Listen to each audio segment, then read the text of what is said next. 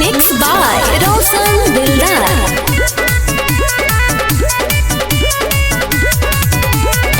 कमर पे नजर गड़ावा न बाबू, दूरही से देखा जवानिया के जादू।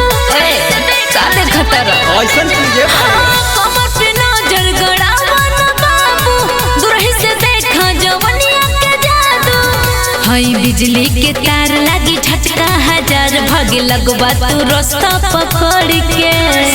खटी मरद होहियारा शहर के गोरी काटले हम गलिए या सट जावे पचड़ के। खटी मरद होहियारा शहर के गोरी काटले हम गलिए या सट जावे पचड़ के। अरे जा बहुत ले गेले हो।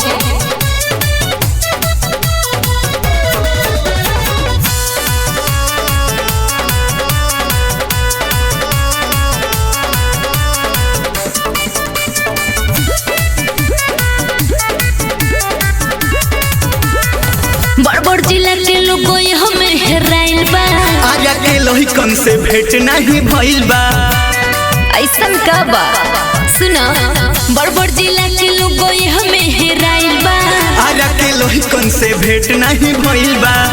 हो जाई मर्डर छप जाई खबर, ढेर बोला तारा कड़ के। खटी मरद होहियारा शहर के गोरी काटले हम गलिए या सट जावे पचड़ के। खटी मरद होहियारा शहर के गोरी काटले हम गलिए या सट जावे पचड़ के।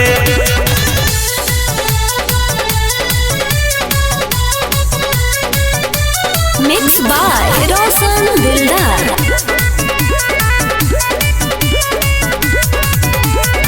जुल्मी जवानी हो फेंक दे धुआं, कुंदन रजनीश निकाल दी है धुआं। अरे जा जुल्मी जवानी हो फेंक दे धुआं, कुंदन रजनीश निकाल दी है धुआं। सुना चंदन पवन जनी छुआ बदन, गाले में दाढ़ी रगड़ के। खटी मरद होहियारा शहर के गोरी काटले हम गलिए या सट जावे पचड़ के। खटी मरद होहियारा शहर के गोरी काटले हम गलिए या सट जावे पचड़ के। तो काट लो।